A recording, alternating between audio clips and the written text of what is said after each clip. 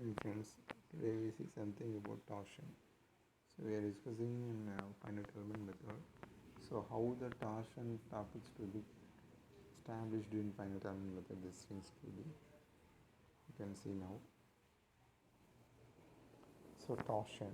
So we are familiar with torsion because we studied these kind of things in our previous semesters in elaborate manner. So from which basis can elaborate in a fine-tuned level. So a pair of forces of equal magnitude but opposite in direction acting on a body. These forces form a couple that tends to twist the body, such as couple is known as twisting moment or torsional moment or simply a stock. So here the top portion is fixed. So forces applying on both left and right side. It may cause rotate the object. So try to rotate the object, that is a torque. So torque is equal to product of the forces applied and the distance between the point of application of the force and the axis of the shaft. So, so in engineering we consider any kind of engineering terms, it have some assumptions we should follow. So as per torsion we have to follow some assumptions. That is assumptions in the theory of pure torsion. The material of the shaft is homogeneous, perfectly elastic and obey Hooke's law.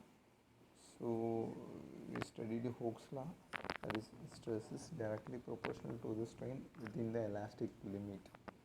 So this is the definition. If you convert it into, so E, if you if stress as well as strain in the strain directly proportional, we have to add some constants.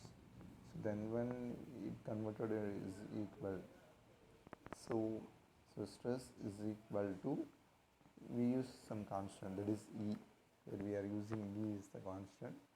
So E into strain, from which we can bring out the strain into left side of the equation or equal left side of that section. So we can write n small as E is equal to stress by strain. So these are the things that is specified in Hooke's law. So twist is uniform along the length of the shaft. That means the twisting happened so uniform throughout the length of the shaft. That should be very essential.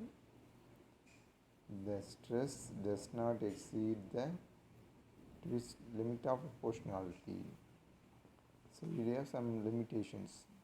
So we have elasticity, plasticity. We have some limitation that should the proportionality should be followed in the right way. The shaft circular in section remains circular after loading. So the structure of the shaft in circular form, if we apply the load, we have some deformation. So if remove of the load, the object back to original positions.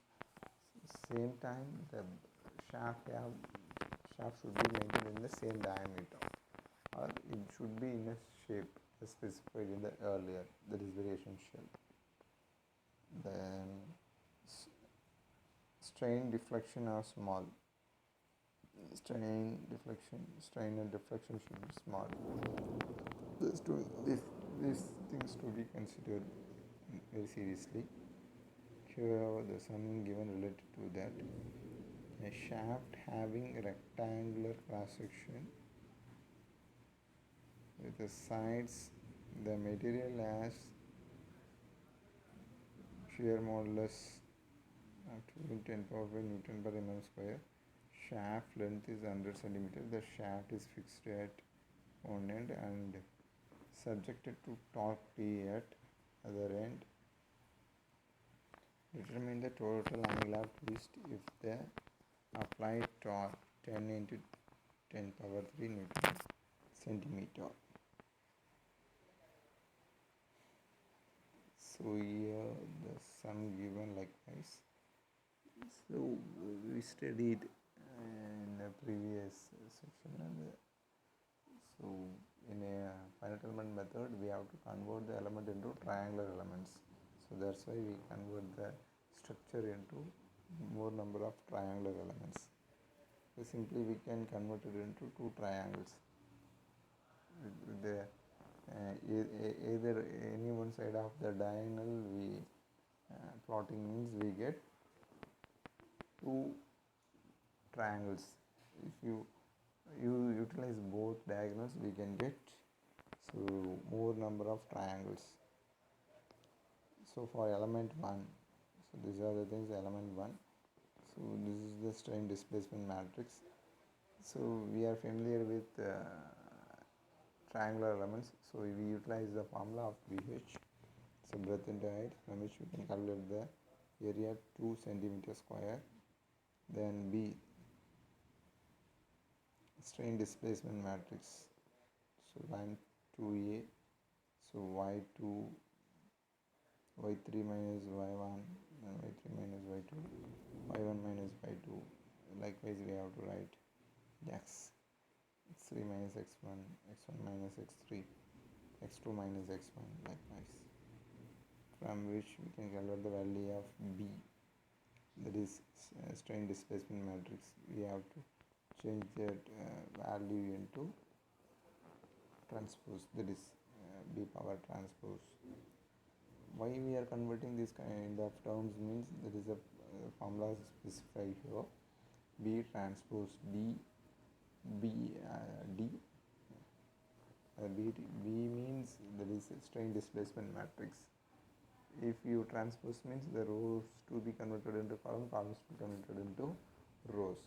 So that is the thing. So B is the strain displacement matrix, then D is the strain relationship. So here the formula is, so B transpose D matrix and B matrix. This is the formula here suggested here,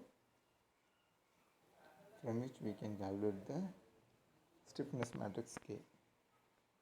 So here 3 by 3 matrix. So based upon the values we chosen, likewise we get the resultant matrix.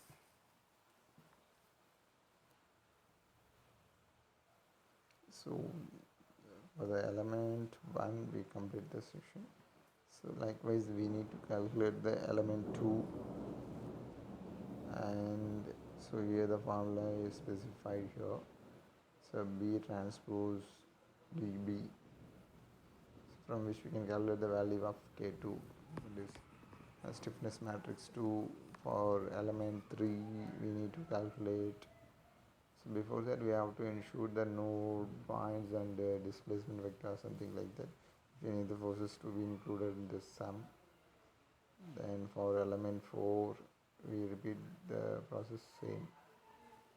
So force vector for the element, if we completed the 4 elements we need to calculate the force vectors. So F1 F3 F2 is equal to 2a by 3. So then force vector 1 1 1, from which F1 F2 F3 F2 is equal to 1.33 1.33 1.33. This is the force vector. Likewise for element 2 F3 F4 F2 1.333 1.33. So we have get solutions for element 1 2 in the independent manner. So finally we have to we need to make them combined. So then only we get the final solution.